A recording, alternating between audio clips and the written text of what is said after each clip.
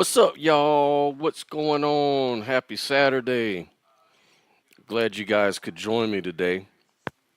We'll be doing a little deep dive again into the world of metaphysics and philosophy of mind and discussing non duality, Platonic realms, all kinds of deep stuff. A lot of crazy stuff, ideas, woo woo like materialism and physicalism.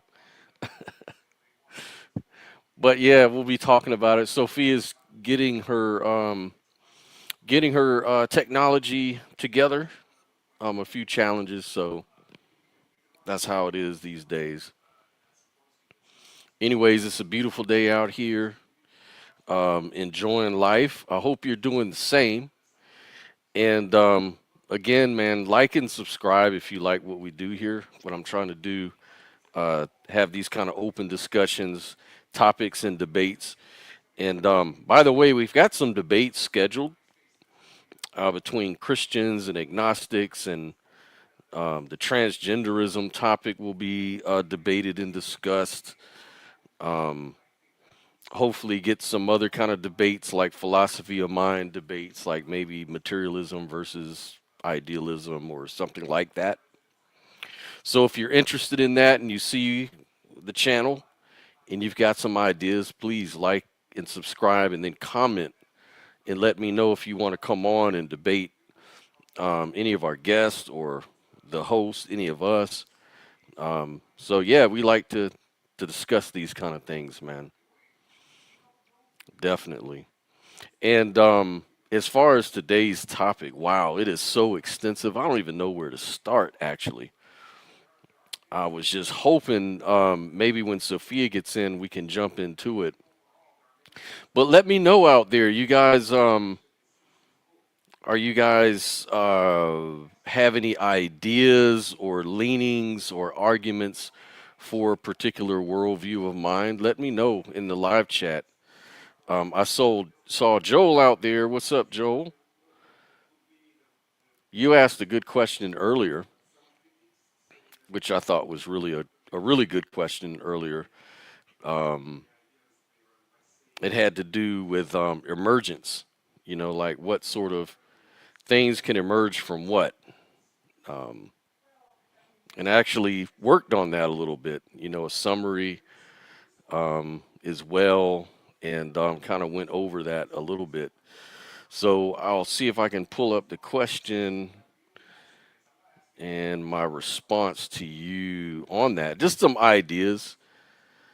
Yeah, it says, what can mind arise from? What kinds of things need to arise?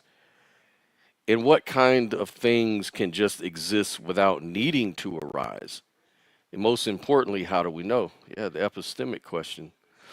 So that's really a really profound and sort of a foundational question. So you're really asking about the ontological categories, like what sort of things depend on something else to exist versus what might exist necessarily. In philosophy, is called the principle of necessity, without dependence or emergence. So let's kind of unpack it a little bit here. I'll see what I can do. Um, so we're going to talk about like what can mind arise from. So there are like three metaphysical options philosophers and scientists usually propose. So that would be like things we've talked about, like physicalism, which is mind from matter. So the claim there is that mind arises from physical processes like neurons, computation, and chemistry. And the mechanism for it is complexity, which equals to emergence, right? So when matter reaches sufficient complexity, like a brain, consciousness will emerge. Okay? So with all these worldviews, I want to not only kind of describe what they are as far as I understand it, but also to point out certain problems or challenges to the view. And I'll do this with all of them. Okay? So with this sort of view, the problem is being like it's kind of unclear how subjective experience, like qualia, arises from non-experiential matter. So this is called the hard problem of consciousness, coined by David Chalmers. So explaining why matter feels like something when organized in certain ways remains unsolved. So it's a big mind body problem, is another way to put it, right? So we can talk about idealism, right? So there's another view. Um, Idealism is the claim that matter arises from consciousness or an underlying field of awareness. So the mechanism here is mind projects or condenses patterns that appear to us as matters, an interpretation of whatever it is we're observing in the objective world. So this is supported with like quantum information models or theories. Panpsychism touches on this. Michael Levin's morphogenic fields suggest that informational patterns are non energetic and may pre-configure physical forms. And I'll kind of get into this today because I kind of did a little research on that and I found it very supportive. It makes a good argument with the along with the evidence. So then we've got, dual aspect monism, which is mind and matter as two faces of maybe one reality. So the claim here is that there's one underlying substance called it being, information, or pure awareness that expresses itself as both mental and physical aspects. The mechanism here is mind and matter co arise like two sides of a different coin, right? So you think of panpsychism in this case, you know, and it's a dualistic sort of idea. So the advantage is that it avoids both mind from dead matter and world as illusion extreme. So it's got a advantage to it, but then again we have the problem, which is the interaction problem. So there's a hard way of explaining how these things interact with each other. So that's how it goes with that. And you know, and I think the other thing that you mentioned in the question was what kind of things need to arise or what kinds just exist on their own, right? So you could argue that categories like complex patterns, like life, the mind, the ecosystem, things like this, they require organization, relationships, and feedback loops, right? And they can't just exist because their identity depends on structure. So then you've got things like material configurations, like atoms, stars, like bodies, for example. And yeah, these arise from prior physical systems or states. So no, they depend on causes, right? And then we come down to information or form, right? So we're not really clear if this needs to arise. It may be eternal as mathematics or logic is. So possibly it needs to exist if form is fundamental. That's the Platonic view. And then there's awareness or being. And arguably, no, it doesn't need to arise. It's the condition for anything to arise at all, is the argument here. So, yes, pure awareness can just exist because it is self evident and not derived from anything else. So, that's kind of the argument at play here, right? So, in summary, things that arise like patterns, systems, minds, they depend on relationships. Things that just exist like being, awareness, logical form, they are foundational. And how can we know? Because awareness is the one thing that cannot be doubted or reduced, and because emergence alone cannot explain the origin of subjectivity. Emergence is one of those words that's coming off overused, kind of like a cop out, because it's sort of like just a placeholder. Oh, it's just an emergent property. If we don't understand it, we just make an argument from ignorance. Oh, it's just emergent, whatever that means, right? Now, there are examples of emergent properties in nature, like the fire triangle, um, the wetness of water, all of those sort of things, right? And then there are things that exist that we don't really have a good emergent explanation, even though we sort of can categorize it as emergent. Like a lot of people say, the mind is emergent from the brain, right? Just like, water is emergent from its molecules, constituent molecules. The molecules themselves do not have the quality or the wetness of the water and all of that good stuff, but we know by combining these molecules together, it, emerges into this water, you know. That's one example. Same thing with the fire triangle, right? What is it?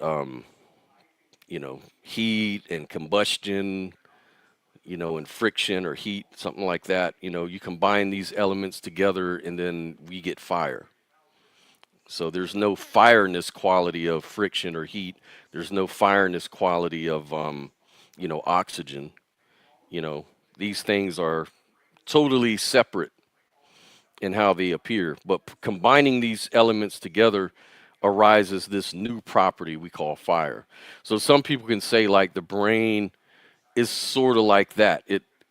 Consciousness arises out of the brain like that, right? So it's kind of unclear though, because the problem is we've got a category error if we look at it a little deeper. Because fire and water and all these things are physical things that come from other prior physical things. When you combine these physical things, you get other physical things that may even have different property. So yeah, while emergence may be an explanation for consciousness, it really isn't proven. There's no consensus on that because we're talking about two different categories. Awareness is an intangible. It's a feeling. It's a concept. It's something mental. And we usually categorize physical things as separate from that in our concepts and definitions. Physical things are the observed things. We observe their behavior. We observe, how they feel, how they weigh, what sort of colors they may emit, different properties of this matter, right? So it's different than consciousness. You can't really just imagine into existence a rock. You encounter a rock, you discover this objectively outside of your, imagination. And so there's a difference there. There's the physical matter, which seems to be separate from your mental sort of exercises of thinking, imagining, predicting, planning, all of these sort of things. So yeah, so that's what it does. And so with these two different categories, it's hard to really make that connection. How does this complexity or this combining result in all of these sort of intangible experiential qualities? Quality isn't defined in matter. Matter doesn't include that quality in its definition. It's quite the opposite. Like we even parse it out with objective versus subjective realities. Like subjective is all in your mind. It does outside of your mind. What's outside of is the category called objective. And usually when we talk about physical things, we're talking about these objective things that exist whether our minds are here or not. Whether any more humans exist or not, the galaxies will continue to spiral. The suns will continue to shine and dissolve and all of that good stuff. So there's a difference there. There's really a difference.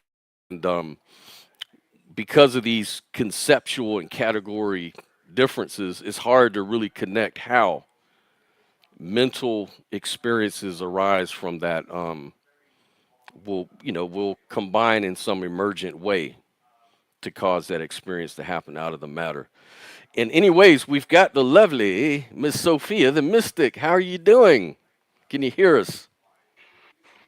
I hope you can hear me.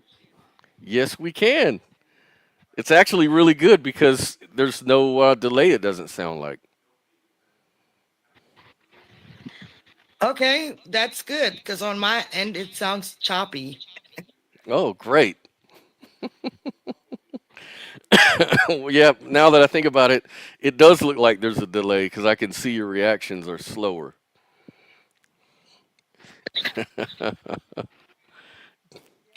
So there might It be a has to bit be of a that way delay. with me, right? Yeah, it's got to be something.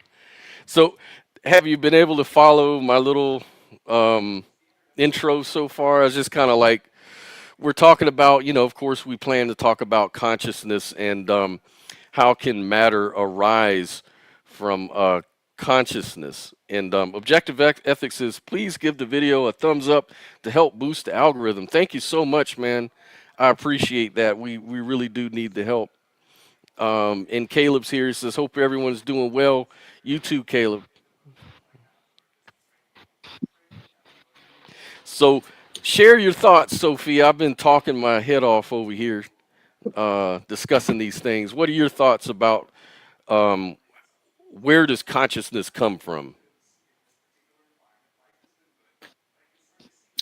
Well, you already know my thoughts.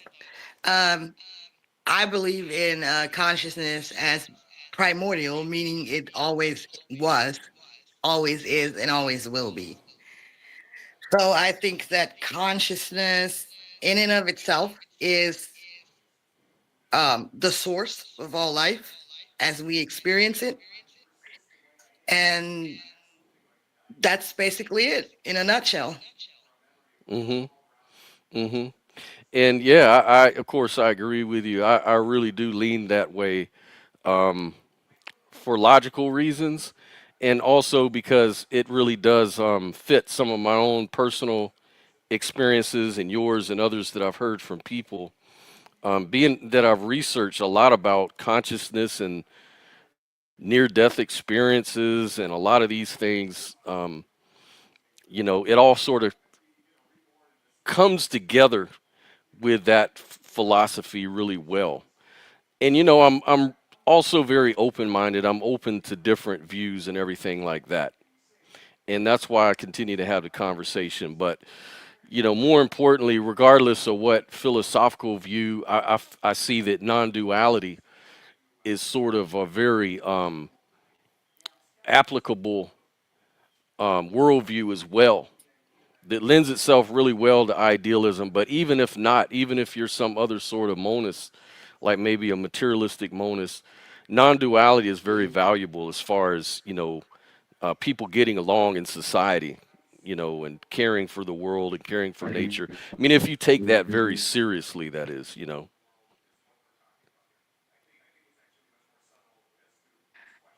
see. I don't know. Scott's frozen. Yeah, I'm gonna remove you and wait till you come back.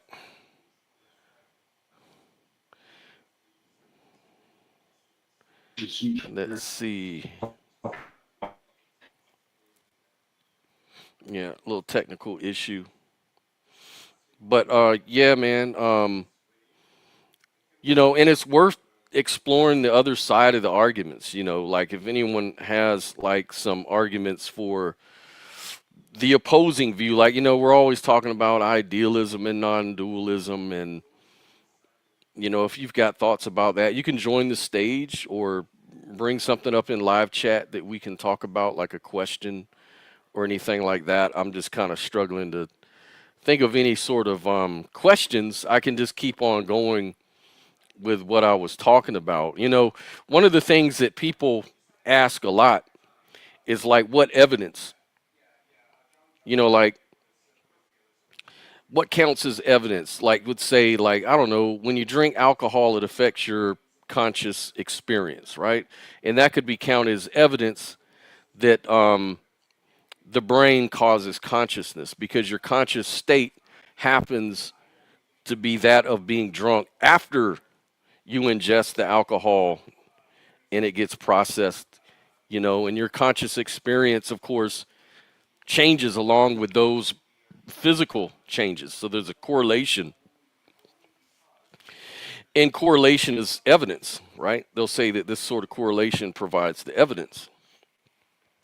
But what sort of evidence would the idealism have? Like, what evidence would support that? Because an idealist, ever since, I mean, even in the days of Buddha, they understood, you get hit on the head, it changes your conscious experience. So it could be argued that this is consistent on both views.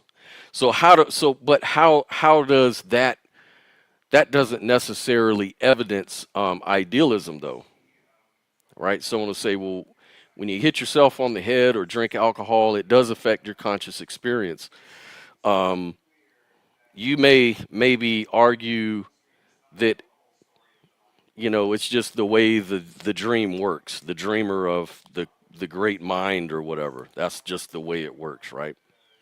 But other than just a hand wave, just an explanation, what evidence do you have to really support idealism like that? And one of the things that I've always kind of went back to is this idea of mental forms, intelligence, and how intelligence creates these sort of Platonic forms, these objective standards that exist in some place, you know, some you know place, right? I don't know, a timeless mathematical ideal, space of forms. What sort of evidence would support that, though, right? Well, for one thing, I would say that the distribution of prime numbers is something that's consistent with forms. Like there's no simple causal law generating these distribution of prime numbers. Yet the distribution follows deep statistical regularities as shown by the prime number theorem. The Riemann hypothesis, conjecture, and random matrix parallels. They seem causally ungrounded but ontologically necessary. That's the whole thing. An order not produced by mechanism necessarily, but discovered through our intellect. And so this makes them the purest case of an intelligible, structured, existing independent of space, time, or material causation. And you can see this in biological patterns. Like many biological phenomena show like quasi-prime like regularities, right?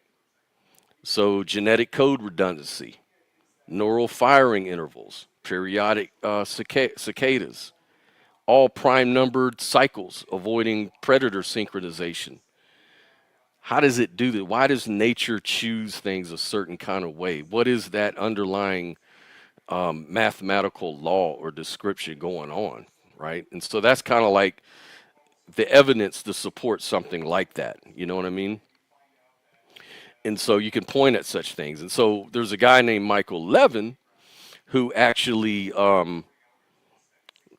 has recently sort of, merged this idea of Platonic forms in his work, in his experiments. And he claims to actually show these things in his experiments as evidence of these sort of Platonic forms, if you will, which is really interesting. Um, so I'll go ahead and try to share a little bit of a recent interview where he's actually talking about these things. It's really, really interesting. Let me pull it up here.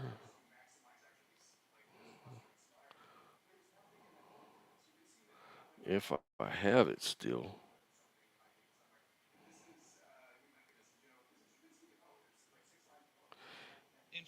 Yeah, here it is. If I can pull this up. And this is from that podcast, Theories of Everything, with Kurt Jaimungal. This is breakthrough research in Platonic space with biologist Dr. Michael Levin. So if you guys get a chance, check it out. I'll just play some parts of it. I don't want to get booted off the stream, but I'll just share it here.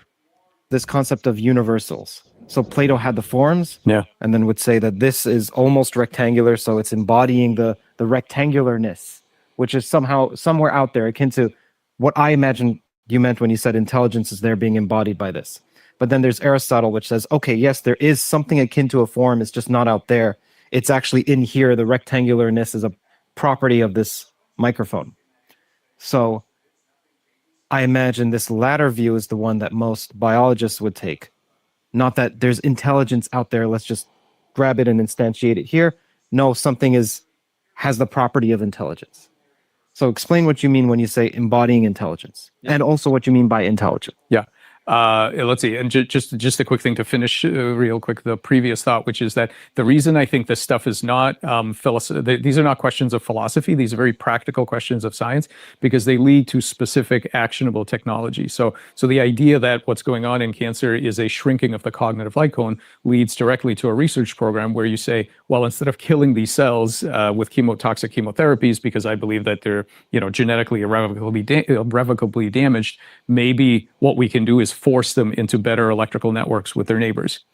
And I like that he's saying he's moving beyond just philosophical speak about it, like from the philosophical armchair, so to speak, and bringing it into the lab and finding practical use for this idea of Platonic forms.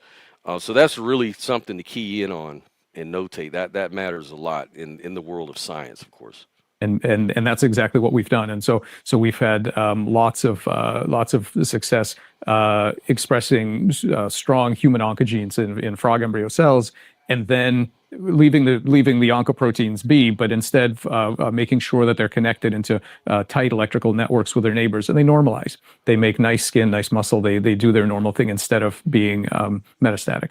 And so that kind of thing, it's very important to me that all these ideas, and so we'll talk about in a minute about Platonic space and things like that. It's important to me that all of these ideas don't just remain as kind of philosophical musings, but they have to make contact with the real world, and specifically, not just explaining stuff that was done before, but facilitating new advances. They have to enable new research programs that weren't possible before. That's what I think is the value of all of this kind of these deep philosophical discussions. So let's see. With respect to the definition of intelligence, so I like for practical purposes, I like William James's definition, which is some degree of the ability to reach the same goal by different means. And that presupposes, it's an interesting definition because it presupposes that there is some problem space that the agent is working on, but it does not say you have to be a brain. It doesn't say you have to be natural versus artificial. It doesn't say any of that. It's a very cybernetic definition. What it says is that you have some amount of skill in navigating that problem space to get to where you want to go, despite interventions, despite surprise, despite various barriers in your way. How much competency do you have to achieve that? And that was his definition of intelligence. Now, I will certainly agree that that doesn't capture everything that we care about in cognition. So a focus on problem solving doesn't handle play. And that's good because sometimes what I notice a lot of people do is they just simply reinterpret and redefine intelligence to sort of fit their preconceived idea of what is intelligent. Like I hear that a lot with a lot of AI researchers. They'll say, well, if you define intelligence this way, you can really see that this artificial intelligence is truly intelligent, and not necessarily. It really just depends on the way we define these words. So it's good to kind of go with maybe a more broad, basic definition that I think most people can go with. And then William James' definition is pretty good in my opinion. And it doesn't handle emotions and things like that. But for the purposes of our work, I focus on the problem solving aspects of intelligence. So within that,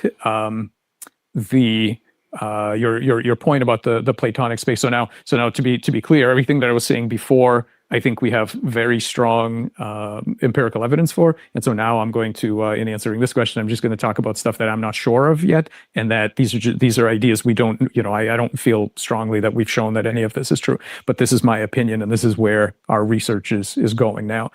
I actually think that the Platonic view is more correct, and I know this is not how most biologists think about things.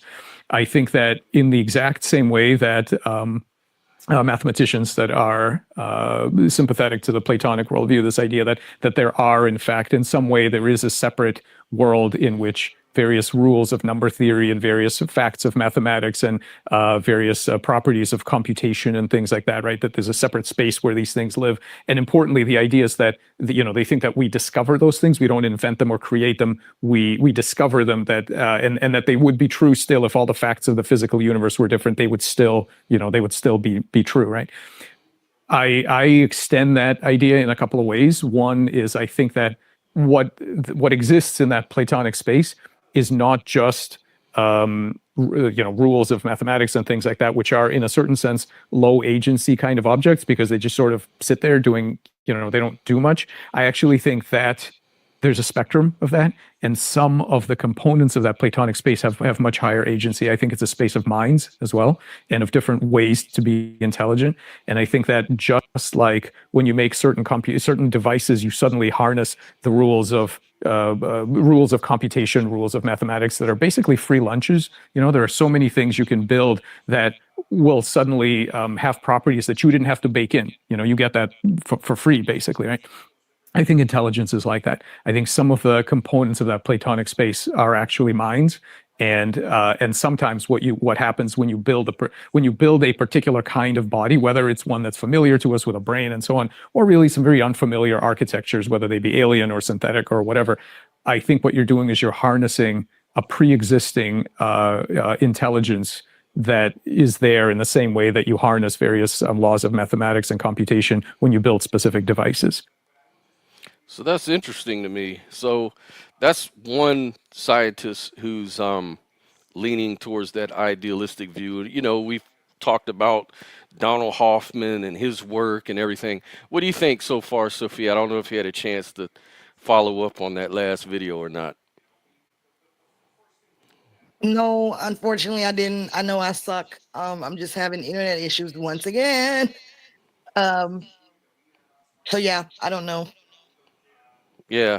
So just to kind of recap, so he was saying that what he's noticed in his work as a biologist is that certain forms can be predicted to form in under controlled experiments, not by necessarily intentionally making forms appear a certain kind of way, not that they can, because they really can't. It's up to nature to do that. But what they notice is that nature follows a certain pattern consistently. So, like, for example, like one of his experiments was like a flatworm. And the flatworm was trained to find food at a certain area, do these different movements during his lifespan, right? Well, then they cut the planaria's head off. So he lost all his neurons, and the thing, had to grow a new head back before it could do anything. Now, this new head contained all the stuff that he was trained on before he lost his head. So he has brand new, fresh neurons. And yet, when they cut his head off and it grew back, it remembered all the training that it went through. It's almost like nature just sort of encoded the information, and it just re-manifested itself through the same, flatworm body. And so they've done a lot of these sort of experiments with different things, and they've come to the conclusion that it's almost like there's a certain point where nature doesn't have to go through all the trouble of evolving certain solutions to certain problems that nature inhabits. It sort of like has a memory. Oh, when this happens, do this. Boom. And it does it repeatedly over and over. So it's almost like there's a pattern going on. Would that suggest that memory is cellular and not necessarily confined to the brain? Yeah, it's almost like it's not even cellular. That's the problem, because the cells are wiped clean. It's like a clean slate. And so all of a sudden, when these creatures grow their, brains back, it grows them back with the same sort of information that existed So is it the before. DNA? Is it in the No, DNA then? nope, not the DNA either. That's what they're saying is that, Well, yeah. So it's really wild. I'm going to show that video because I think it'd be a better, I maybe know an we easier have. way to. I know we have Hmm. went over that before, and it blew my mind then, and it's blowing my mind now. But I'm just trying to think logically. The head is where your brain is, right? And if you cut the head off, the rest of the body remains. But you're saying it grows its head back and it falls right back into the same habits, right? Yep, same habits, everything it learned. So where's it getting this information from? And they ruled out that it's in their DNA or anything like that. Yeah, yeah, exactly. So I'm gonna try to pull up a video on that. I think there's a TED talk he has. Hold on. So yeah, Hmm. I'll share this video. Maybe this will give us a better idea of what I'm referring to. So before I do that, Joel says, sounds like you're talking about physical processes with the worm reproduction, Scott. Kind of like if you followed what I was saying. So I'm just going to play the video because maybe it'll answer your question more succinctly than I could. Let me get us going here.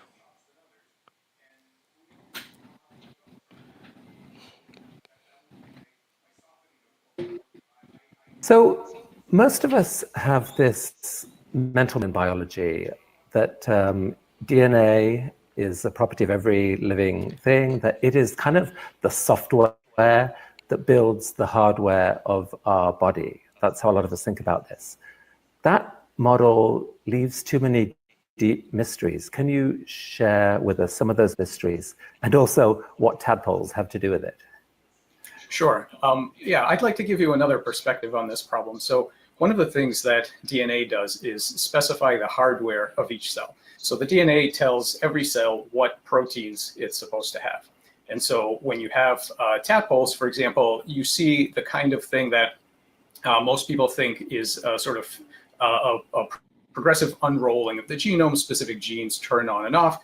And a tadpole, as it becomes a frog, has to rearrange its face. So the eyes, the nostrils, the jaws, everything has to move. And one way to think about it used to be that, well, you have a sort of hardwired set of movements where all of these things move around and then you get your frog. But actually, a few years ago, we found a pretty amazing phenomenon, which is that if you make so-called Picasso frogs, so these are tadpoles where the jaws might be off to the side, the eyes are up here, the nostrils are moved, so everything is shifted. These tadpoles make largely normal frog faces. Now, this is amazing because all of the organs start off in abnormal positions, and yet they still end up making a pretty good frog face. And so what it turns out is that this system, like many living systems, is not a hardwired set of movements, but actually works to reduce the error between what's going on now and what it knows is a correct frog face configuration. This kind of decision-making that involves flexible responses to new circumstances, in other contexts, we would call this intelligence. And so what we need to understand now is not only the mechanisms by which these cells execute their movements and gene expression and so on, but we really have to understand the information flow. How do these cells cooperate with each other to build something large and to stop building when that specific structure is created? And these kinds of computations, not just the mechanisms, but the computations are of anatomical control are the future of biology. And so I guess the traditional model is that somehow cells are sending biochemical signals to each other that allow development to happen, the smart way. But you think there is something else at work. What is that? Well, cells certainly do communicate biochemically and via physical forces, but there's something else that's going on that's extremely interesting. And that is that it's basically called bioelectricity, non-neural bioelectricity. So it turns out that all cells, not just nerves, but all cells in your body communicate with each other using electrical signals. And what you're seeing here is a time-lapse video. For the first time, we are now able to eavesdrop on all of the electrical conversations that the cells are having with each other. So think about this. We're now watching. This is an early frog embryo. This is about 8 hours to 10 hours of development. And the colors are showing you actual electrical states that allows you to see all of the electrical software that's running on the genome-defined cellular hardware. And so these cells are basically communicating with each other who's going to be head, who's going to be tail, who's going to be left and right, and make eyes and brain and so on. And so it is this software that allows these living systems to achieve specific goals such as building an embryo or regenerating a limb for animals that do this. And the ability to see these electrical conversations gives us some really remarkable opportunities to target or to rewrite the goals towards which these living systems are operating. Okay, so this is pretty radical. Let me see if I understand this. So, do you kind of understand that so far? It's basically saying there's a network that communicates through electrical signals that causes the arrangement of matter the way it should be, Yeah, right? yeah, yep, exactly. It's like it's embedded somewhere, and he goes on to talk about it being a Platonic form, but that's kind of like an analogy of what it is. But I'll let it play on. So what you're saying is that when an organism starts to develop, as soon as a cell divides, electrical signals are shared between them. But as you get to a few hundred cells, that somehow these signals end up forming a kind of essentially like a computer program, a program that somehow includes all the information needed to tell that organism what its destiny is. Is that the right way to think about it? Yes, quite. Basically, what happens is that these cells, by forming electrical networks, much like networks in the brain, they form electrical networks, and these networks process information, including pattern memories. They include representation of large-scale anatomical structures where various organs will go, what the different axes of the animal, front and back, head and tail, are going to be, and these are literally held in the electrical circuits across large tissues, in the same way that that brains hold other kinds of memories and learning. So is this the right way to think about it? Because this seems to me such a big shift. I mean, when I first got a computer, I was in awe of the people who could kind of do so-called machine code, like the direct programming of individual bits in the computer. That was impossible for most mortals. To have a chance of controlling that computer, you'd have to program in a language, which was just a vastly simpler way of making big picture things happen. And if I understand you right, what you're saying is that most of biology today has sort of taken place trying to do the equivalent of machine code programming, of like understanding the biochemical signals between individual cells, when, wait a sec, holy crap, there's this language going on, this electrical language, which if you could understand that would give us a completely different set of insights into how organisms are development. So yeah, man, that's some really interesting stuff. But yeah, some good videos to watch if you're interested in that kind of stuff. And I understand there's different viewpoints, and we can discuss those. Scott, when you open up the panel, don't forget to pin the link in the chat. Panel. Not sure. What do you mean? The panel. Oh, you mean the yeah. The backstage link. Yeah, let me do that real quick.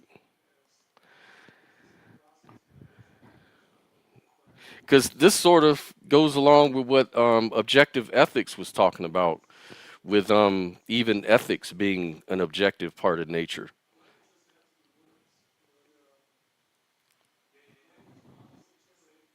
Right. Like like it could apply. Maybe it could just apply to everything. There's a pattern for every single subjective experience, objective experience, intersubjective, what have you. It's interesting. But you What are have we your saying here? LFM What are we model. saying? Are we saying? Yeah, No, I I'm was I'm gonna. just asking. Yeah, What are we saying? I'm trying to get to the bottom of what. Are we saying that these electrical signals are responsible for a type of intelligence that is the underlying force of how reality is shaped? Is that what we're saying? yeah. It seems like that's what his experiments are showing. That's what he's there's there's this other structure going on, this other thing that's Okay, so that would basically debunk the fact that that consciousness arises out of matter, or like right, what's the correct. premise? I'm That's correct, because if consciousness and all of these sort of things came out of matter, then that wouldn't make any sense. All of these experiments wouldn't make sense, because these experiments are based on the idea that there's this Platonic form or intelligence first, and then out of that intelligence arises the forms and the matter and the things that appear to us as such. right, but the only problem with that is that electrical signals are still, I guess, physical in a sense because it's Correct, electricity, correct. and so But you see what I'm saying? yeah, it's almost like it could support a kind of dualism too. Like, you could say that the matter and the intelligent quality comes together as the same thing. But what if But there's you could take something it. that's underlying Yeah, I you? was But gonna you could say go that. further. Yeah, I would say that it appears that the two are combined, and that would make sense, because the physical is could be looked at as a projection of the underlying information or the underlying mind behind it. What do you think, Objective? I didn't mean to ignore you. We're sitting here deep in the convo. How's it going, man? No, not at all. Hello. It's look, I'm actually good morning to both of you. I'm in the middle of trying to bang out my workout because I have to go take care of an emergency at work here. Oh, I might have to send an employee home, which I don't want to do because that means I have to cover all their shifts. But this conversation is so oh, fascinating. So I'm a little out of breath, so bear with me here. But the thing that I think you guys are touching on that's really important here is the idea that information never gets lost, right? So they talk about the black hole concept, right? The information that goes into the black hole is never actually lost, even in a mm, black hole. And so when we have right, this data and this information, very much like what Sophia was touching on, this is actually a form of energy. It's like light is a massless particle, but it's still a yeah, form of energy, right? Still a form of matter, so to speak.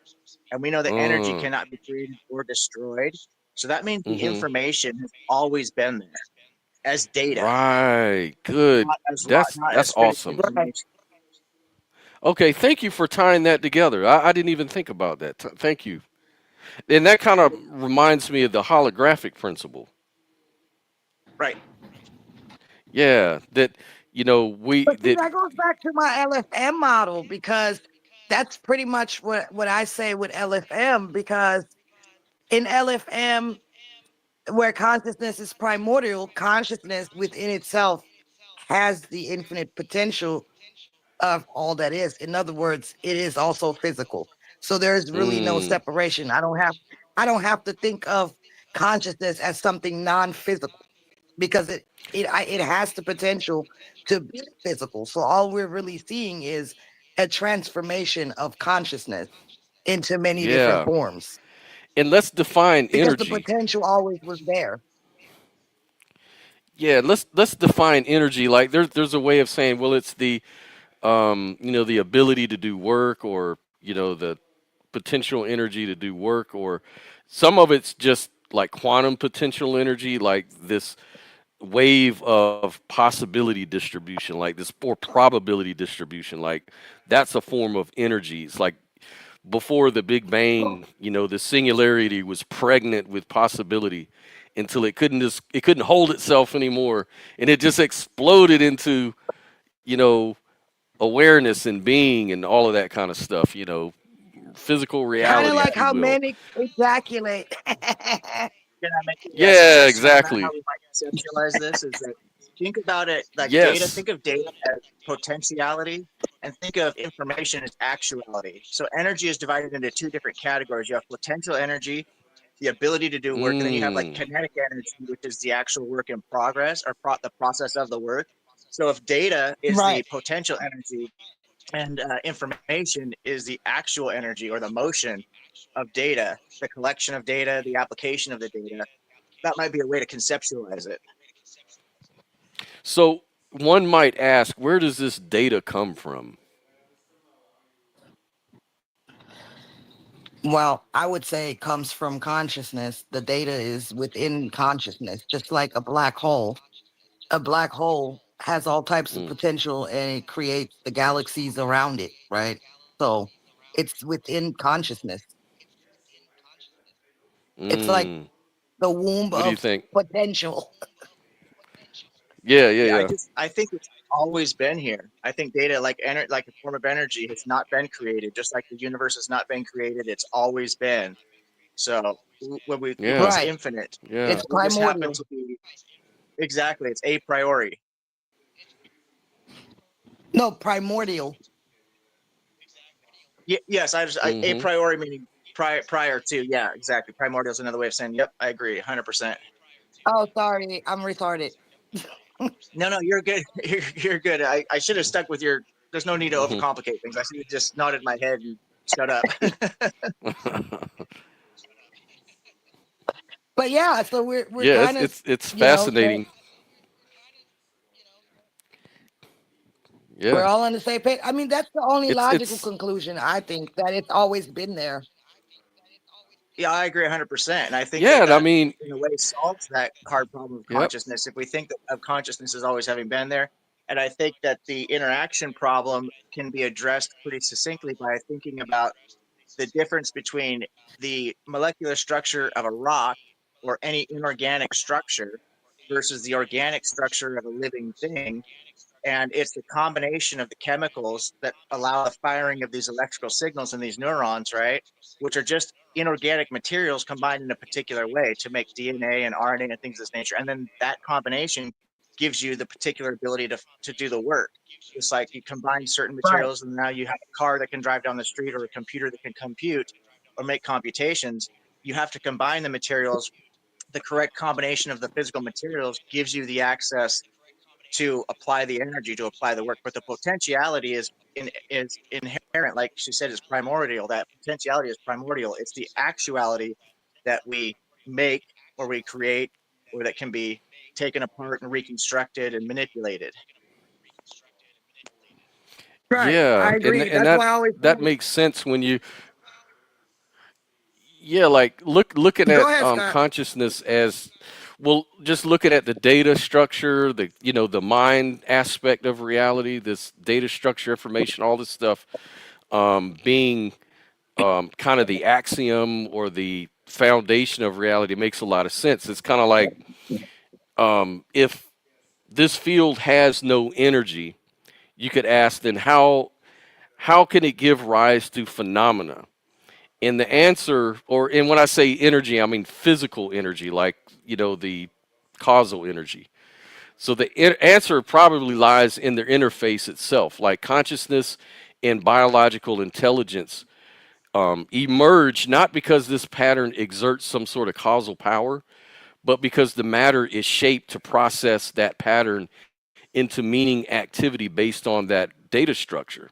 So, like, if you consider like pure awareness, the state of consciousness without any content, without any sensation or thoughts, it is not doing anything. It simply is. So it has no energetic footprint, so to speak. Yet, from all of this, perception arises when an appropriate neural or, say, biological interface processes it, into that informational field. So the interface sort of translates potential into pattern, and pattern into perception, and perception into our actions. Does that make any sense? Yeah, absolutely. I think the interface is a perfect way to link it because just like we're talking about with the computer or the car, you need some kind of an interface mechanism. And I think that that provides that solution there. What I do wonder about is the cosmological constant with the speed of light. Information can only Mm-hmm. travel at a limited speed. So does that apply to the data and the information as well? And I think it should. So that means that cosmological constant is a universal principle and it's um, an eternal principle as well, a primordial law of physics that so we talk about going back before quote unquote prior to the Big Bang. We don't know if the laws of physics were the same, but I think that they're probably is a constant set of rules that are just going to be universal, that are necessary rules, such as the cosmological constant of speed. Yeah, and the big giveaway is how these laws change based on perspective. Like at the quantum level, we've got this thing called quantum non-locality, which is a phenomena where two or more particles remain connected so that the measurement of one instantaneously influences the state of the other, regardless of that distance separating them, right? Which famously goes against, Albert Einstein's idea of the speed of light. He called it spooky action at a distance. Despite the instantaneous correlation, though, non-locality does not allow for faster light communication because you can't use it to send information from one location to the other, right? But with this sort of quantum phenomenon, you can. In fact, I think they do like quantum teleportation now, or computing, instantaneous computing, all kinds of proofs of concepts. But what do you think, Sophia, about that? What are you saying that in the physical manifestation that our perception is just limited then? Yeah, it seems like it. Seems like it's ciphered off into, perspectives.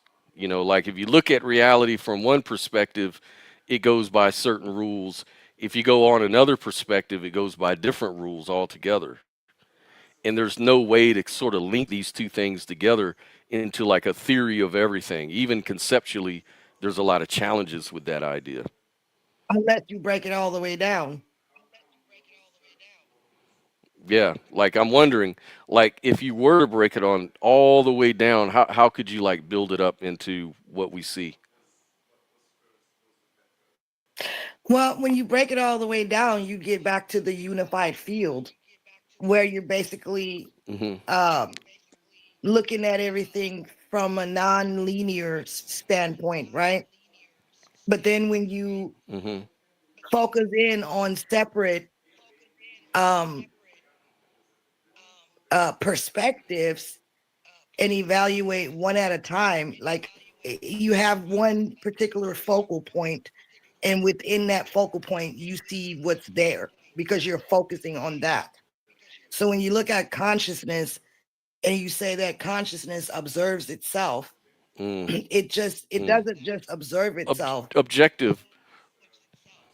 Go Yeah. ahead. Yeah, I think Sophia is nailing it on the head right now with this unified field. This is exactly what I was gonna, the same exact thing I was Yeah. thinking. It's absolutely brilliant because if we imagine that the unified field contains all of the data points all at one time, and then we think of the observation being a specific moment in time, a specific point on the unified field, so they can both interact together, but one remains within the cosmological constant isn't actually broken because the cosmological constant applies to anything that is in motion.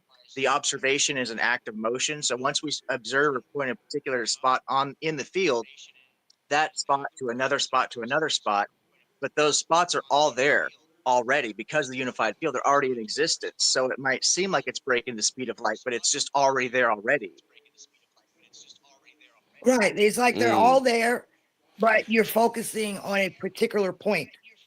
So it seems to be in that moment at that particular point. I don't know if I'm saying that right. That doesn't mean that all other points don't exist simultaneously, I guess is what I'm saying. Yeah. It's almost like it goes back to this idea of the Rulliad, where reality appears a certain way based on the kind of observer that's looking at the universe. So the universe appears for you a certain kind of way, depending on your configuration. And we're never going to get the full view because we're within the system itself. We're inside the system trying to see the system in whole. And we can't do that because we're locked into a perception of the entirety of the Rulliad. So Dave asked, why can't you add both sets of rules? Why is the question an or rather than an and? And I guess that's kind of what we're talking about. I would like to ask both of you guys, what does that tell us about consciousness itself? The fact that you can perceive the quantum field and its rules going a certain kind of way, but then when you step out of the quantum realm and you observe our realm of reality, it goes by totally different rules. What does that tell you about consciousness, I wonder? But like I said, it focuses on a specific point at a time, I guess. Mm, Yeah, I mm. think that I think that we really touched on it with the What do you? idea of consciousness as being a form of potential energy, like the data set or something like that, as opposed to information. Think of it as an infinite timeline. A lot of people don't think, they say, well, you can't have an infinite timeline, right? You can't Mm-hmm. have an infinite regress because you'll never get to where you are right now. And that's actually not true. That's a misunderstanding. An infinite timeline is just an infinite timeline of individual points of time within the infinite timeline. Mm-hmm. So we just happen to be located at this specific point. We didn't get anywhere. We are here at this time. It's like drawing a circle, you know. So imagine a circle that's already in existence. Where did that circle begin and end? Well, it didn't, but you can take your finger and you can point at any particular point in that circle that you want to. It's just because it's an infinite Exactly. point. That's what I'm saying. That's right. Amen. I need objective ethics from now on to translate what the hell I'm trying to say.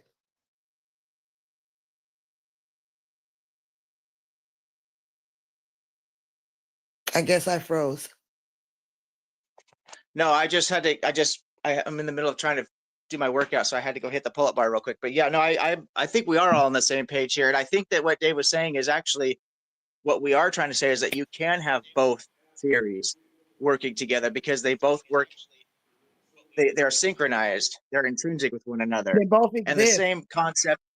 Yeah, exactly. They both just provide two different functions in a complete picture. It's the form, like we're talking about. You know, one thing I was going to mention earlier when you were talking is we started with brain and mind, then we started talking about consciousness, and we brought up the platonic form concept.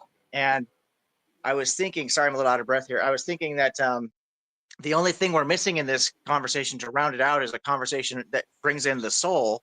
If we want to bring in these philosophers and the idea of the form, because like Aristotle, who and Plato both were actually working off of Socrates' concept of form. So it's like the statue, the statue is made up of the particular materials, the physical materials, right? The stone or the clay or whatever it is. But the statue has a form, and that form is intrinsic to the statue itself. And that was his idea of what the soul is. So if we're talking about form, are we talking about the mind, consciousness, soul, or just physical matter? I was kind of curious about that.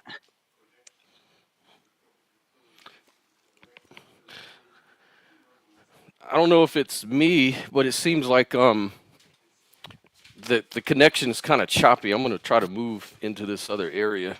I don't know if it's just me.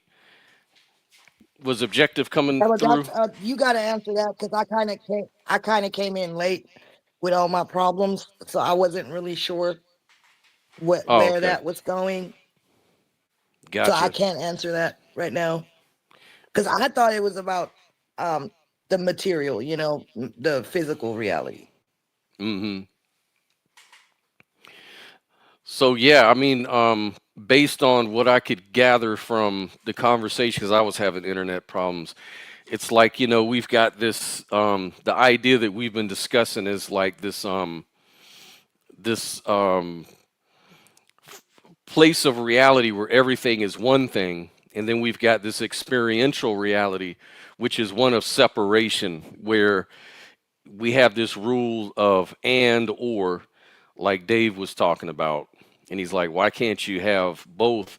Well, under the form of idealism, you can, because it's just a matter of perspective. So you kind of use like a little pair of consistent logic there and say, look, on this perspective, yeah, there's duality, but at this perspective, there's not, you know?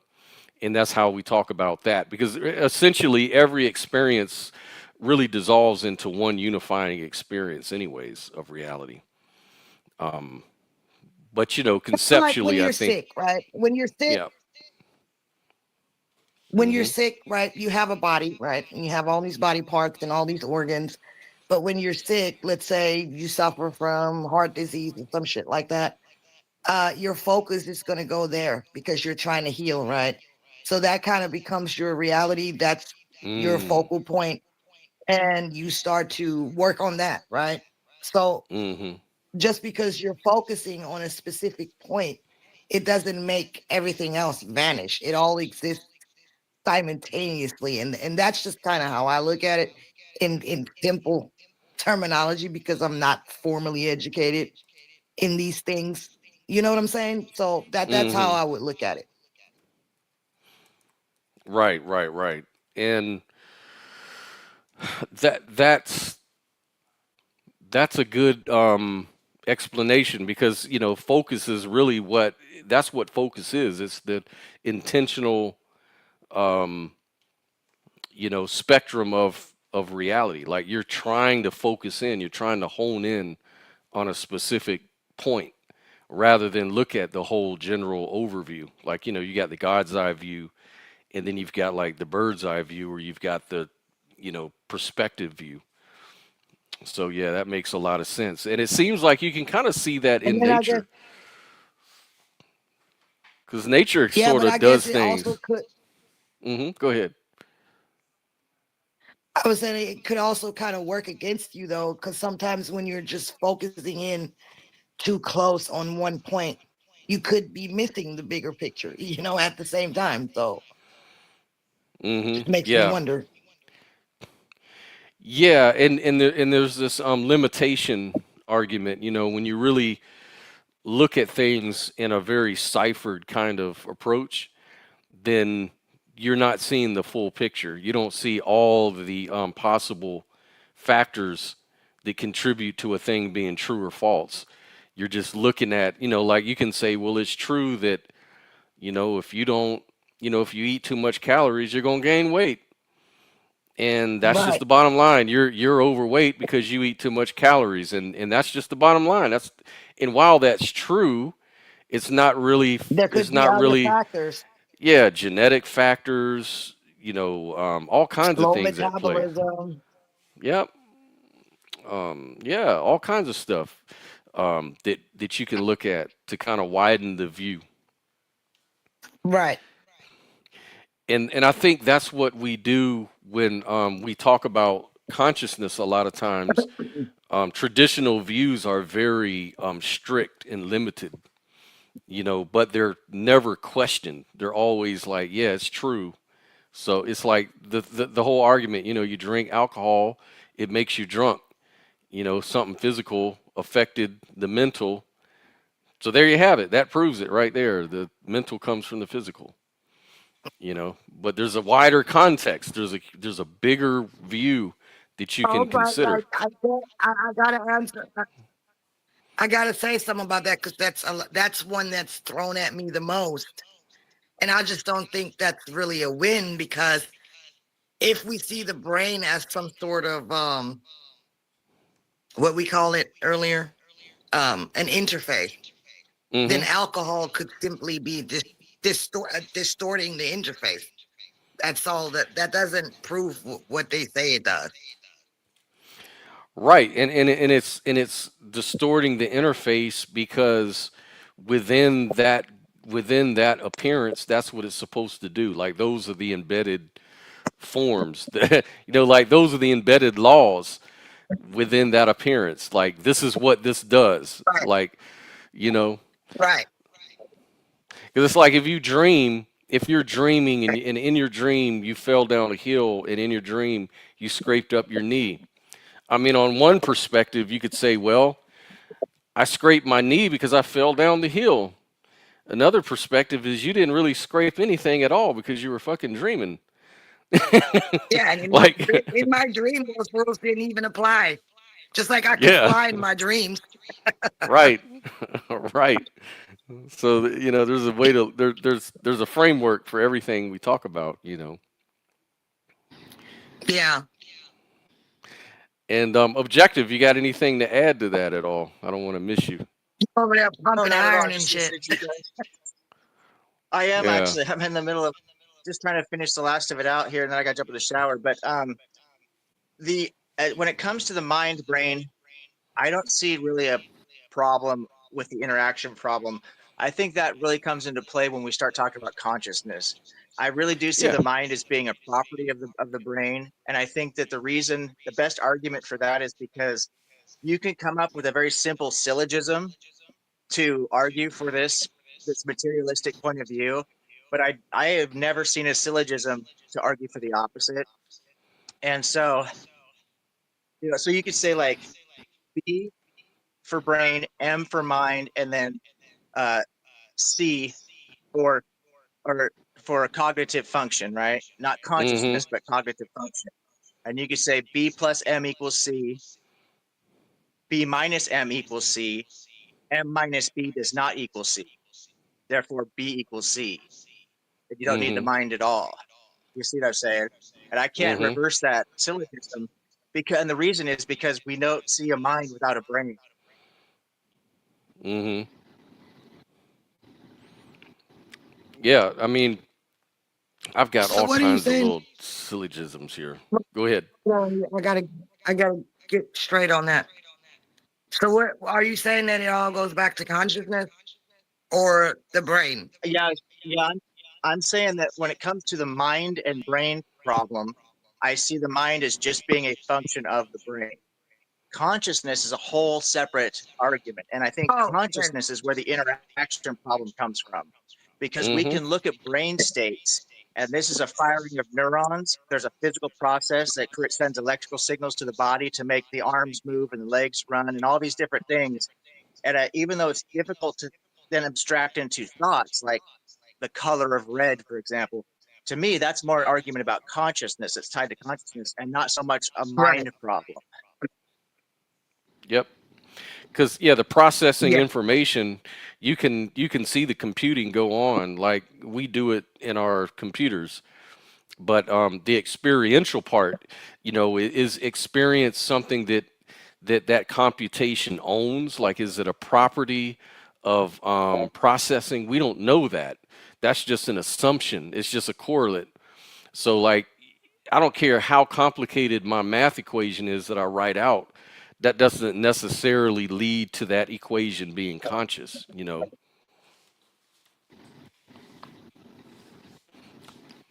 And that goes back to the hard problem of consciousness, which is the question of why is there an experience of that processing to begin with? Like, why is that the case that correlation should exist at all? Couldn't it We're all talking go about on in the quality, dark? right? Yeah, like qualia. Like, couldn't all that? I mean, some people would say AI generated computing right now is conscious, and I don't see how they can say that.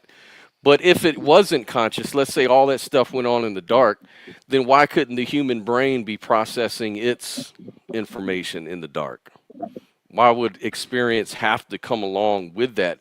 It seems like it doesn't. It wouldn't have to come along with that necessarily, yet it does. So this kind of tells us a little something about nature. That consciousness at some level is fundamental, at least to information Well, that's processing, it seems like. no, that's exactly what I was going to say. The same thing, Scott, is that at some point, much like the laws of physics, you end up bumping up against a wall where things just simply are the way they are. There is no reason, there is Mm-hmm. no causality. Things are a lot of times there are people who like to make like the cosmological arguments about that some everything that is had a beginning type of arguments, right? But these ontological arguments, but there are things that we know of in physics that are internally caused. They cause themselves, so they don't need an external cause, right? They don't need a designer or anything of this nature.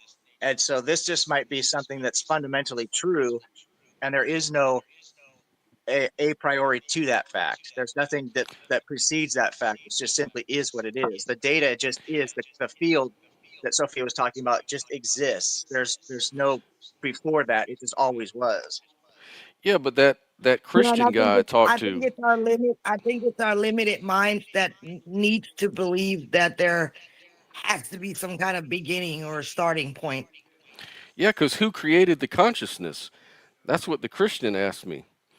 But who But then we created? might as well You just remember? kill ourselves to find out because we'll never get nowhere, man.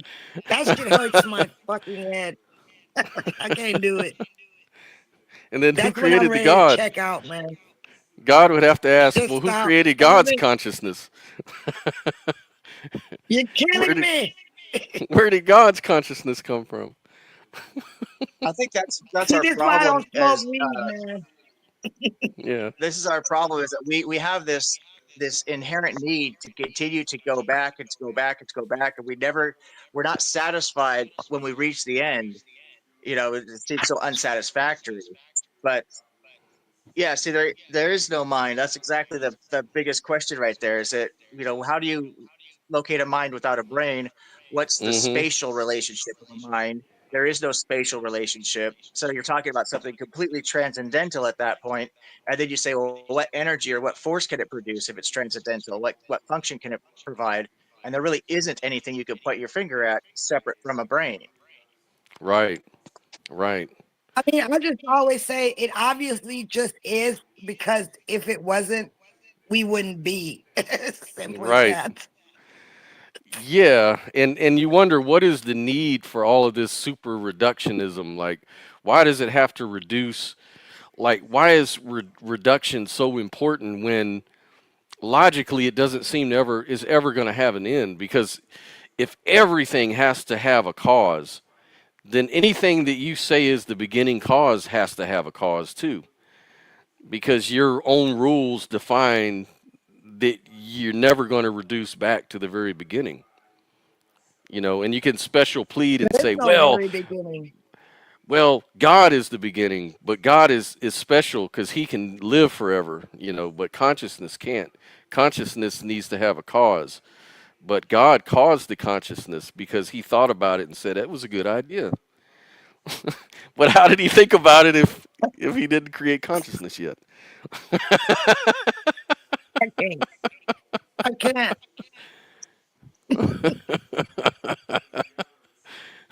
Well, I need to go jump in the shower and then run across the street and see what the hell is going on over there. But I think that the one thing I just really like that we came to here is that data is the potential energy, information is the kinetic or the actual energy, I should say, and energy cannot be created or destroyed. Yeah. Yeah, yeah. In a closed system, right? Um, but I've gone over this. There's people who argue that point though that matter can be created. Have you ever heard of those experiments where they've actually destroyed matter and created matter? Yeah, but I that's think. why I limit it to just energy and I don't bring matter into it because there are arguments I have heard. Oh yeah, yeah, yeah. Because this is a different form of energy. Yeah, like they'll point to like pair production. Like the most direct example is when what you get two high energy photons, and when you collide them, it creates like an antiparticle pair, like an electron and a positron, and so that's considered creating energy out of some interaction. But you have to have an interaction. I don't understand that. Like you used energy to make more energy,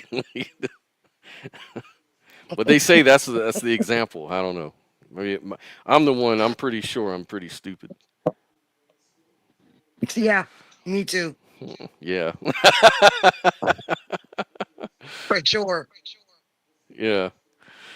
Had a hit live chat. Scott Hatch is the Christian. Oh, okay. So he's the one who said.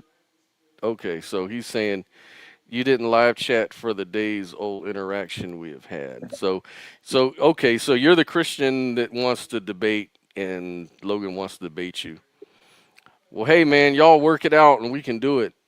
Um, and how do you pronounce your name? What is that? H. I don't know. And I I'm not can't a even Christian. see. That's why I'm Okay. squinting my eyes. Like it's so small, I can't see shit. I don't claim a faith. Okay. So this is a non-Christian. He doesn't believe in Jesus. I guess he is maybe a deist or something like that.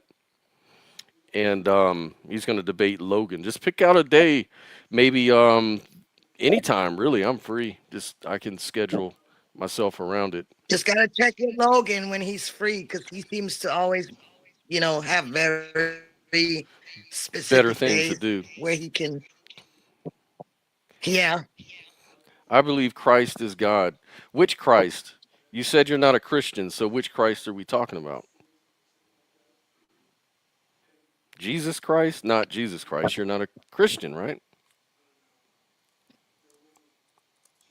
I believe in Christ as an archetype, a universal archetype, maybe, but not in a Mm-hmm. biblical sense.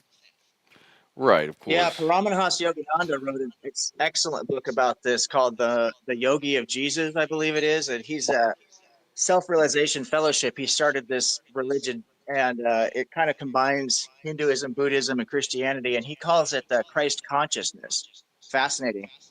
Yeah, yeah, exactly. And that makes a lot of sense to me. It's just a state of consciousness. Universal But I'm archetype actually is a writing. god, you I'm mutt. actually writing. Sorry, Okay. I was just trying to tell objective ethics that I'm writing a book where I'm basically saying that Satan or the devil or Lucifer is the same thing as Jesus, but they're just different states of consciousness. Mm-hmm. Oh, that would be Or fascinating. Now, yeah. have you written it before, Sophia, or is this your first book? I'm working on like 3 books and I haven't really finished any of them, unfortunately.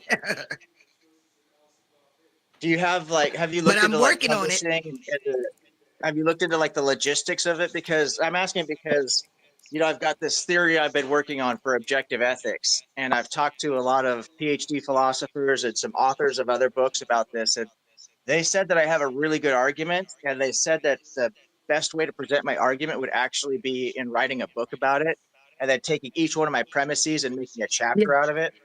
I kind of hand waved it away because I'm so busy. I did the idea of writing a book to just I just don't know if I have that kind of time or energy unless it was like a coloring book or something. But I decided I am going to consider doing it. So I'm just curious if you have experience with doing that. If you have like access to publishers, or how are you going to get your book, printed and that kind of thing. So maybe I Well, could touch base with you at some point. the way that I'm doing it, and I'm not ashamed to say it, I utilize AI to help me with my writing. Who the ideas, and I write my own ideas, run them through. I run them through AI engines to pretty much help me with the language part of it and do put it all into like perspective for me. So I do have Oh, there's I do utilize AI for my writing. no, there's no shame And in that so as whatsoever. far You're as using the publishers and tools that stuff you can. go,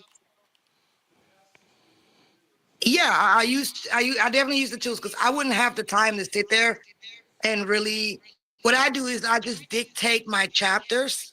I don't know if that's how you say it in English, but I dictate it verbally, and then I let Yes. AI kind of refine it for me to make it better. You know what I'm saying? Yeah, absolutely. As far There's as nothing wrong with that publishing, whatsoever.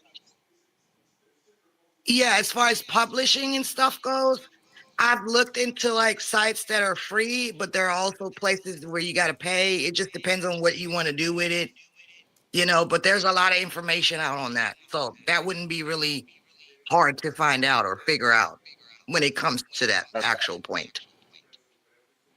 Okay. Yeah, I will. It's going to be probably several months before I actually have anything tangible. But I do have quite a bit of it figured out because I've got this debate coming up myself on the first about this very topic, and so I've formalized a lot of the content that I need. I've got my syllogism, and my syllogism has led to what I call the 7 pillars of ethics, which I think would make a great chapter in a book. So I've got a lot of it already conceptualized. I just have to sit down and bang it out, and then and this debate coming up will really help me to test my arguments and stuff like that. I expect it's going to be a very difficult debate to win because this topic has been debated by the greatest philosophical minds throughout history and hasn't been solved. So it'll be a tough hill to climb. Well, But I got to jump in the shower, so I'm it's gonna all about step out and just. evolution. I know it is, family. I know it is. That's I the was saying crux of it's my all, argument. The problem is I run into Occam's razor when I get down, and that's really for the debate.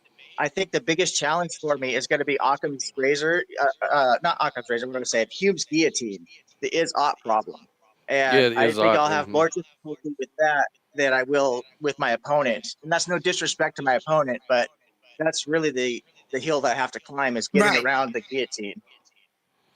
Yeah, the guillotine is oftentimes used against objective moral Well, arguments. I think you should do it. I think you Did I should lose do it everybody here? and find the time to do it. Yep.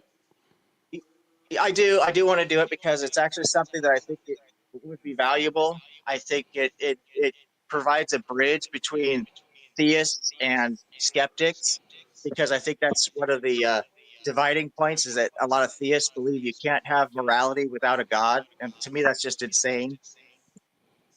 Mm-hmm. Right. It is. Okay, I'm going to jump out and just listen to you guys. I got to get in the shower. So it's always a pleasure to talk to both of you. Now I'm looking at the first, not only doing my debate in the evening, but to do a show with you guys Yep. about the technological singularity. We planning on that still? Yes. Yeah. I've been studying that too. So have I. I've got a lot of information to But bring to I that also I conversation. have So a question. what was that? I have a question. How do we? I have a question. How do we keep track of you and follow your work or your debates and stuff? So I don't actually do a channel. In fact, that's really what I was talking to Scott about. And you weren't there last week, so I should make sure to check with you also, make sure that that's something you want to do. But a couple weeks ago, last time I talked to you guys anyway, you asked if I had a channel and did content, and I said no, I just don't have the time for it. And you guys said you'd be willing to help me out with that. Yep. And so I thought about maybe doing a collab with you guys. And I can't commit to every Saturday. I just got too much going on. But I told Scott I would like to start planning on doing a be an official co-host the first Saturday of every month so I could plan ahead, study the topic and things like that, and use you guys as a platform to try and generate to spread my ideas and work together as collaborative effort with you guys and your ideas if that's something you're both interested in doing. Yeah, man. I'm all Oh for yeah, it, man. that did bring that up to me. Yeah, that Yeah. would be fine with me. Yeah, I'd love to Hell do it. yeah. I'd love to do it because I don't have the energy or the time to do a channel. I'm a very business minded person. I've grown some businesses and from the ground up and sold them and been successful with that. And anything I approach in life, I take it from that angle. So if I did a YouTube channel, I would treat it like a business and I'd want to make some money off of it. You know what I mean? If it was my own channel Yeah. and I'd take it real Absolutely. seriously. So if I just Right, if you're link gonna up do with it, you other want to do it people. right. Yep. Exactly. I'm a real hard on myself. I'm a perfectionist, and so I would throw so much time and energy into it that it wouldn't be fair to my wife. It wouldn't be fair to the people I'm helping with their businesses. I got a buddy who wants to open a bar, and he wants to hire me as a consultant because I have a lot of experience in that industry. I've just got other ways to make real money right now. It would be kind of Right, irresponsible of me to just jump into something just because I'm passionate about it. You know. right. You got priorities. We understand that, no doubt. You know what they say, right? In business, if it don't make dollars, it don't make sense. That's right. I know That's that's right. right. I know that. You know, Absolutely, man. Well, I'm gonna let you go, man, and we're definitely gonna catch up and keep going over stuff, and we'll do. I'm looking forward to the collaboration, man. This is really exciting for me, to be honest with you, because you're a smart guy. You come with Absolutely. fresh ideas. We're all talking the same language, so I think we're on to something really good here, man. Yeah, I've got some Seriously. really big ideas, stuff we could do. I did Yep, a we thing love you. last night just to test the water. No, I got you, family. I really appreciate you guys both individually and collectively, the way your minds work together and you both bring something unique to the table. I've got a thing I started last night just to test the waters, and I went onto that Free for Talk platform and I posted a question. Um, do you truly know what you believe? And what I did is I invited people into my room and I asked them if they wanted to challenge their beliefs against Socrates. And I used the Socratic method. He's got a 5 question or 5 step questions or 3 step questions that you could Mm-hmm. put against your belief system. And I wasn't there to like tell them they're right or wrong. I just literally just posed the question to let them dismantle their own argument themselves. And it was really interesting. We talked to a guy about social issues, and we talked to another guy about his God concept. He was a Muslim, and it was fascinating how successful it was. So I think it'd be a great video that we could do.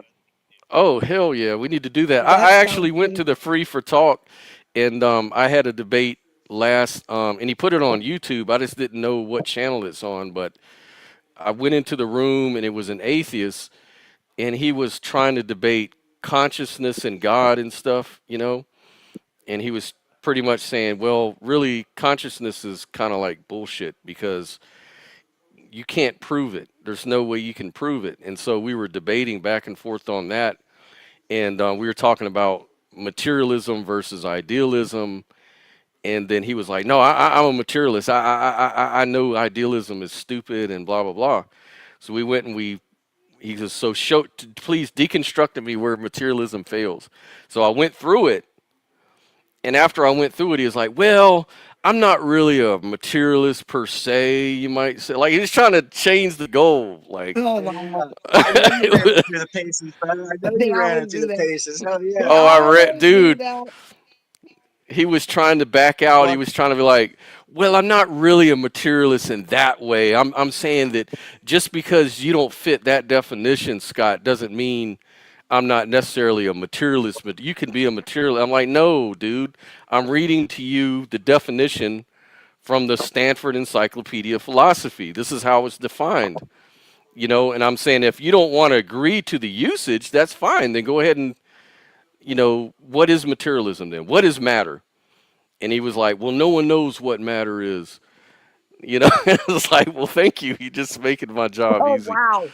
We don't? Yeah, he's like, no one knows what matter is. Matter is, it's not about a definitional thing. And I'm like, yeah, but what is consciousness? He goes, well, consciousness is just the awareness. I'm like, so you can define consciousness, but you can't define matter, and yet you're saying matter is fundamental to having an experience of it. And he was like, he just yeah, kind of gave up. He was like, you yeah, you could I stream that didn't know it was yourself. that deep, man. I didn't know this shit went that deep, to be honest. He didn't really think it out very well. No, No, yeah, it was just really basic. You could stream Hmm? that yourself. You could copy Oh, the link really? into your StreamYard app. Yeah, you just copy the link, the URL that you're in, whatever room you're in, you'll have a URL to it, right? Ah, And you could just click share, and it'll automatically copy it to your clipboard, and then just paste that into your StreamYard app, and there you go, you're off and running. yeah. That's what You could do it. what I You could should do. link it to your YouTube. Yeah, you could link that to your YouTube. That's what I was saying. We should use that because the three of us could go into a room Yep. and then meet other people and then literally stream the whole thing live. Fuck It's a yeah. great way to get participation. And I would like us to all team up and go on some of these more popular platforms, like a modern day debate. And you can debate, Christians there, materialists there, just all kinds of people. And it gets Yeah, a there's lot of I I've did got views. try that yeah, platform. I've got some, Hmm? yeah, I've got people who have connections in that modern day debate, and there's also another one standing for truth. I know people Yeah. that are connected there. So if you guys do want to do something like that and we collab and figure out a topic, we actually want to get together on it. I mean, I think we'd be a pretty tough pretty tough force to deal with, to be honest with you. Our three minds together, and I'm not trying to sound Oh arrogant, but shit. Yeah, I we think all we have a could. very Yeah, but I need to know.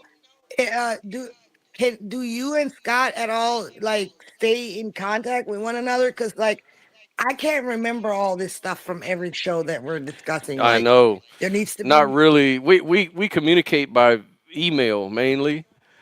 Um, Okay, so by email. Because some of yeah. this stuff we need to yeah. write down, you know, and Scott, log it somewhere. 'Cause- Scott, pass my email address on to Sophia. You've got access to it, Yep. so just go ahead and give her my email address. Sophia, reach out to me at some point so I have your email address, and we'll be able to talk offline like that. Yeah. Let's do that, okay. man. Sounds good. All right, I really got to get in the shower, you guys. I'm gonna listen to you guys while I'm gone. It's great to see you guys. Okay. You too, man. We'll link up. Have a good one. Yeah, man. That sounds exciting. That sounds like we could really. We're creating a real team here, and we're getting like-minded people.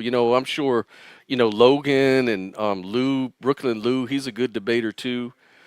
There's a lot of Yeah, people we have in our community that would be a really good representative, man, the channel and everything. That'd be fucking awesome. absolutely. I agree. And Objective really does make a good co-host too, man, for those days because very knowledgeable. Like I said, we're speaking the same language and have some really good ideas. So really cool stuff, man. Yeah, I think he's very quick and witty, and he really knows what he's talking about. He's not just talking about, talking out of the side of his ass. He really, you can tell he's really studied these things, and we need knowledgeable people like that because I mean I struggle with the whole, formally educated part. I do what I can to provide my own little wisdom here and there, but you know, You're doing great. You're doing but perfect, yeah, man. I think that would be a very good addition to our channel for sure, for sure. And look, Logan, get with me if you guys are going to want to come on tonight and debate because I'll set aside everything I got going on for tonight. I was going to do some stuff, but if you guys want to put it together for tonight, let's lock in a time and just let me know, man, so I can set aside some time for it, man. And Yep. Caleb's, I appreciate your wisdom, Sophia. Yes, indeed. And thank you so much, Caleb. We love you too. I'm actually ashamed that we didn't mention you, but you've been quiet, Caleb. Where have you been? I know. I want to get some more debates together, though. Yeah, Caleb, you've been just going quiet. What's going on with you? hmm He's been a busy bee, man. But Apparently, yeah. But does anybody, I'll end the stream here soon. But does anybody have any comments or questions about what we've been talking about at all? Because I think we covered just about everything as far as I know. yeah, we kind of covered it. What's really interesting, Yeah, it is. But but yeah. So I'll go. Yeah, man. Go ahead, Sophia. I was just saying, I really don't have anything to add to that. I think we had a really good conversation on this particular topic, and it just makes sense, the conclusions that Yeah, we came to. I think it makes a lot of sense. absolutely. Yep. All right, man. We're gonna catch up. Maybe tonight we'll do that debate. So I'll be advertising that if that happens. We'll get this Yeah, debate be sure to between tag me Logan and let me and know because I'm gonna want to see it. absolutely, man. All right, folks. We are gonna get out of here. I appreciate you. And till next Yeah. Saturday or tonight, we'll see what happens. And we out.